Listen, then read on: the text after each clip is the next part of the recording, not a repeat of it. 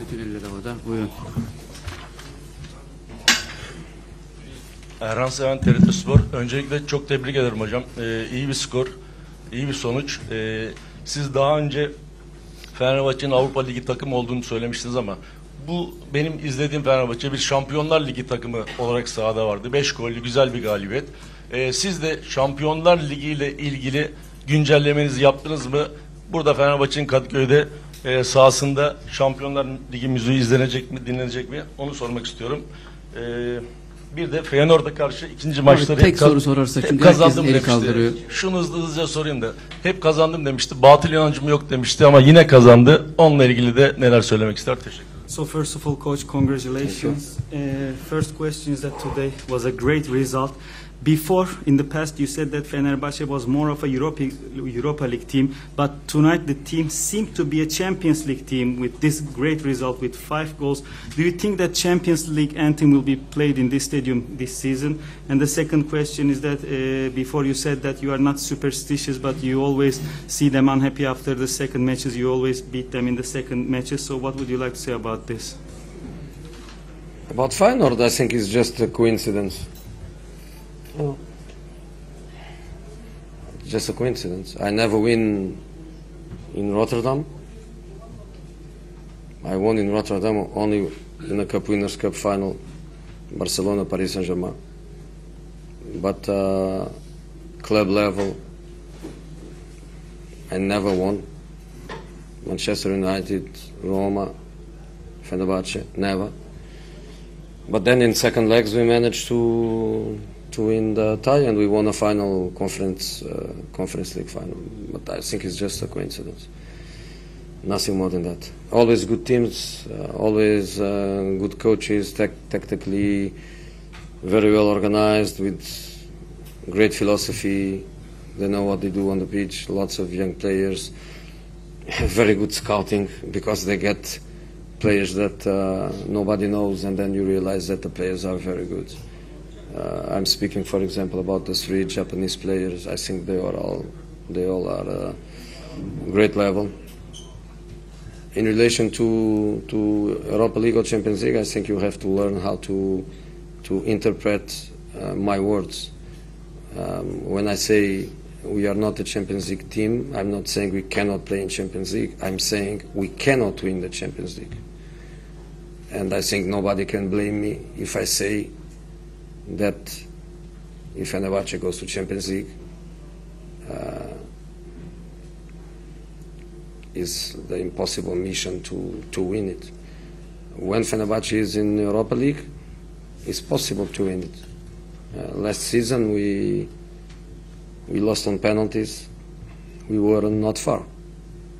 We were almost in quarterfinals. So that's the interpretation of my words. But yes, we can play in Champions League, and there are many teams in the Champions League that we can beat them. But the next is a giant club. It's a giant club with the second leg in Lisbon, a team that spent incredible amount of money to make the team stronger. So it's going to be, of course, a giant mission, but let's enjoy the first match at home and see what we can do.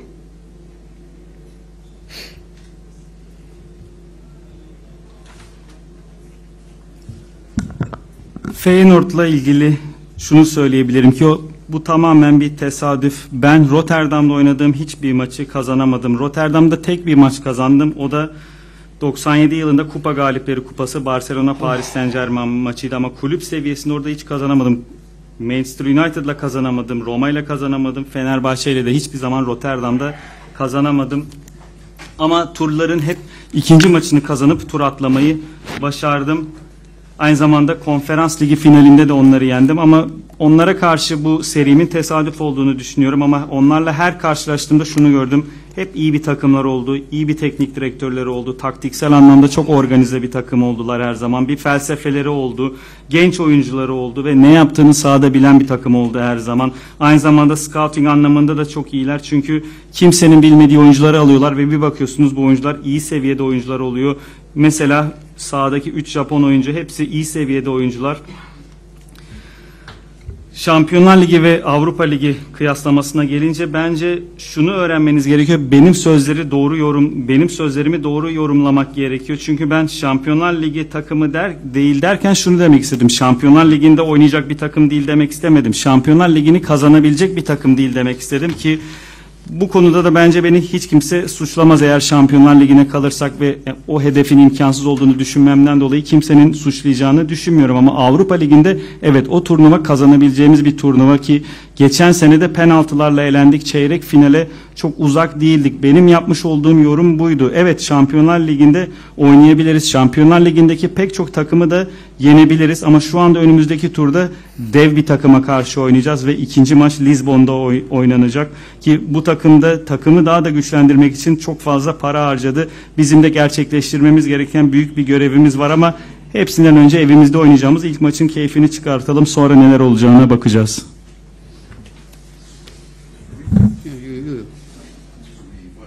To congratulate you. Again, you're a devil for the Dutch clubs. You don't say it's no coincidence, but you always win the second leg against the Dutch. It's 3-4 time now. What was decisive today? I have to compare with last season, and I think decisive the public, because last season losing 1-0 and the aggregate 3-1, the stadium would be completely different, the players would be completely different too. So I think the positive feeling of even losing 3-1, I think was a difference compared with last season. And then the game was open all the time. I think the first goal that we concede is ridiculous. Then Irfan's save with Gonçalo Borges one-on-one on his face comes in a crucial moment because would be 2-2. So it's a fantastic save in a crucial moment. And then is our power, our way of playing. We adapt with the players that we have and with the players that we don't have.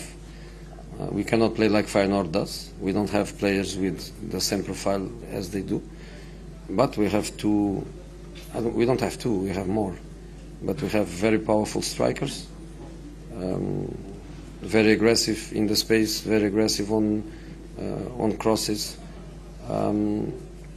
The midfield players, they work so much. The defensive line was solid, but honestly we have to be better in moments of difficulty, like after the second goal. We cannot suffer the way we did. We cannot drop so much. But I understand. It's beginning of the season. Is people tired? Is lots of fatigue? Is Nelson? 1 week ago, Nelson was on holiday. People in midfield suffer a lot, but in the end, I think we get what we deserve, because I think also in the match in Rotterdam, I think we deserve a little bit more than the defeat to one. So I think the best team overall won.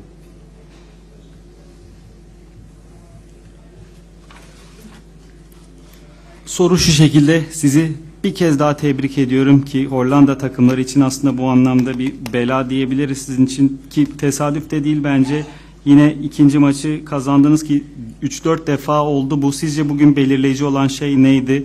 Hocamızın cevabı şu şekilde: geçen sezona kıyasladığım zaman bugün belirleyici olan şey taraftarlarımızdı. 1-0 yenik duruma düştüğümüzde genel skor 3-1'e gelmişti.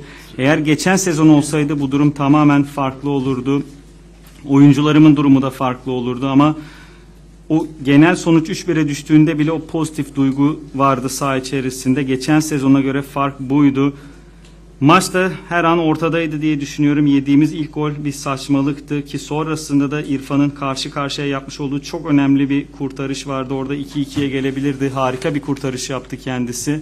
Aynı zamanda belirleyici olan şey bizim gücümüzdü. Oyuncularımızı elimizde olan ve olmayan şeylere göre adapte etmeye çalışıyoruz. Tabii ki Feyenoord'la aynı seviyede, aynı profilde oyunculara sahip değiliz. Forvet oyuncuları çok agresiflerdi. Ortalarda orta saha oyuncuları çok çalıştılar. Savunma hattı olarak çok sağlamdı. Dolayısıyla bizim de bugün baktığımız zaman ikinci golde daha sağlam olmamız gerekiyordu. İkinci golü yemememiz gerekiyor ama baktığınız zaman sezon başındayız. Takım çok yorgun. Nelson bir hafta öncesine kadar tatildeydi. Orta saha oyuncuları çok fazla zorluk yaşadılar ama Rotterdam'daki maçta bence mağlubiyetten biraz daha iyisini, daha fazlasını hak etmiştik. Genel olarak baktığımızda daha iyi olan tarafın tur atladığını düşünüyorum. Cüneyt Bey. Lig Radyo Cüneyt Kaşeler, kutlarım. Fenerbahçe tarihin en önemli başarılarından birine sadece 2 maç kaldı. Ve Fenerbahçe eğer Benfica'yı eleyip Şampiyonlar Ligi'ne kalırsa çok büyük para, prestij ve camianın üzerindeki negatif elektriği atma şansına sahip. Jose Mourinho hazır mı? Takım hazır mı? Yönetim bu turu geçmesi için taleplerini karşılamaya hazır mı? Thank you.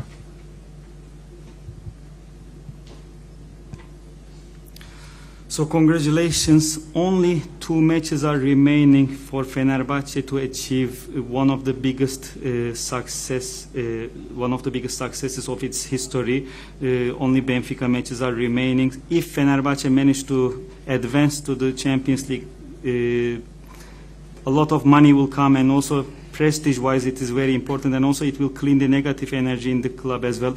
Are you ready to play in Champions League? Are the players ready to play Champions League? And do you think that the board is ready to fulfill your demands to be in Champions League? I play more than 150 matches in Champions League, so I'm ready to play Champions League. And the players, if some of them they never played, I think is a target for every player. So yes, we are ready to play. The club is eager to play, and all the factors you told, we know. We know that economically is important. We know that in terms of prestige is important. But we play against big teams. We play Feyenoord, and now we play Benfica. So it's not an easy playoff, you know.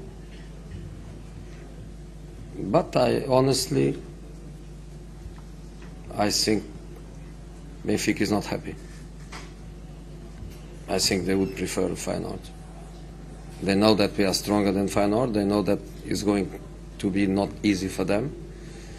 So let's go. I want to play. The fans want to play. Let's go. The players want to play. Let's go. Board? Of course the board wants. Squad is enough? Squad is enough? Your squad is enough? No. Or, yeah, for players. No, for playoff it is what we have. Is what we have, you know. If you have this mentality of oh, he's missing this, oh, he's missing that, you don't focus. We focus. These are the players that we have, and most probably these are the players that we have against Benfica, and of course against Costepe we have more players, because players that were not in UEFA list, we have them. Cengiz Under is in the list, Thiago Carlos, who else is not in the list? Somebody else, I forgot. Mimovic, who else? So this is what we have, and this is our focus, and we are a very strong family. Like I told, we were having this feeling immediately from the Portuguese training camp. We are a clean dressing room, very clean. So we are together. Then if later we manage to get one or two players to make the squad stronger, good. If we don't have, we don't have. We are not going to cry or to moan. But if you ask me if our squad is complete according to our idea, is missing something. Is missing something. But if we don't get, we don't get. No problem.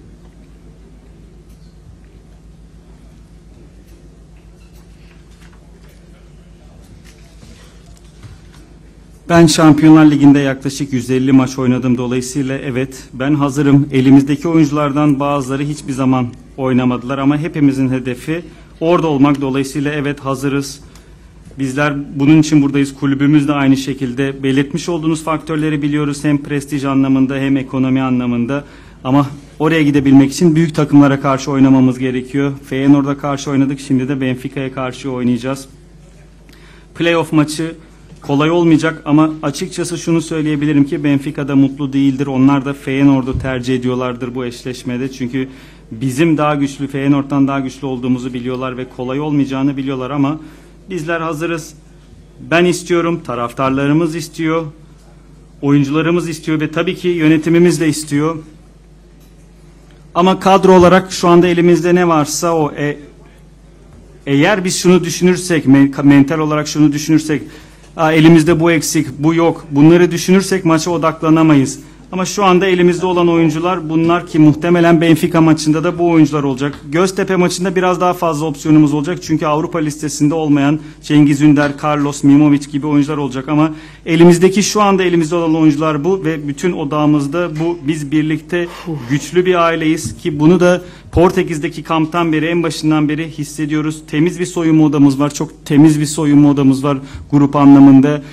Takım içerisinde birliktelik var. Eğer takımı daha da güçlü yapmak için bir iki oyuncu daha katabilirsek bu iyi olur. Ama eğer katamazsak da yoksa da yoktur. Bunun için ağıt yakmayız, bunun için ağlamayız. Eğer bana şunu sorarsanız kafanızdaki fikir için bu kadro tamamlanmış bir kadro mu diye eksik bir şeyler var. Ama olmazsa da olmayacaktır, bir problem olmaz. Erhan Bey. Erhan Alveroğlu, Şok Gazetesi. Hollanda'da taraftarın etkisinden bahsettiniz. Bugün taraftar Feyenoord için cehenneme, Fenerbahçeli oyuncular için cennete çevirdi stadı. Bunun devamını sağlaması takıma etki olarak nasıl yansır? Bir de Jose Mourinho'nun Benfica maçı öncesi takıma katılacak oyuncu beklentisi var mı? Az evvel arkadaşım Cüneyt sordu ama daha net bir şekilde bu süreç içerisinde bir transfer katılacak mı takıma? So congratulations. In Holland, you mentioned the importance of the influence of the fans, and today the atmosphere was like a hell for the opponent and was like a heaven for the team.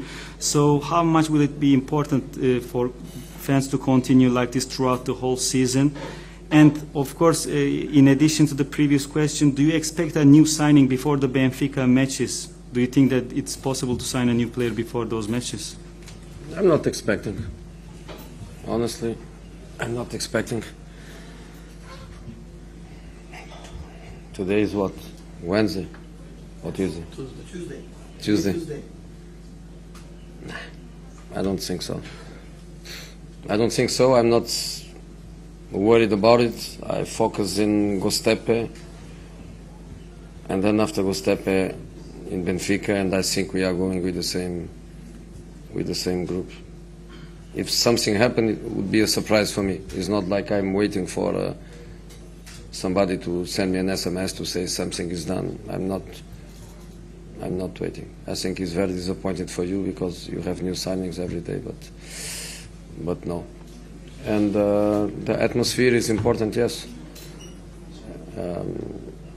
But honestly, I also think that the players, they have responsibility in the way the fans behave, because the players, they gave everything. Even players in difficult situation, tired, they gave everything until the end. And I think the fans are not stupid. They realize these things, they see these things, and they pay tribute to the players when they give everything. So it was good to see it. Last one, right? I finished. Açıkçası bu anlamda böyle bir şey beklemiyorum. Bugün Salı günü ve o maçlardan önce böyle bir şeyin gerçekleşeceğini düşünmüyorum ki bu konuda da endişelenmiyorum açıkçası. Tek odağım Göztepe maçı ve sonrasında oynayacağımız Benfica maçı. Ama bence bu maçları elimizdeki kadroyla oynayacağız. Eğer o maçlara kadar bir şey olursa benim için sürpriz olur ama birisinden evet bu oldu diye bir SMS mesajı beklemiyorum ki muhtemelen bu cevap sizin için hayal kırıklığı. Atmosfer olarak evet ama bence bunda taraftarın da oyuncuların da sorumluluğu olduğunu düşünüyorum taraftarlarımızın yarattığı atmosferde. Çünkü bugün ellerinden gelenin en iyisini yaptılar. En zor anlarda bile herkes elinden gelenin en iyisini yaptılar. Taraftarlar da aptal değiller. Onlar da görüyorlar. Sizler elinizden gelenin en iyisini yaptığınız zaman onlar da tabii ki bunun karşılığını veriyorlar. Teşekkür ederiz.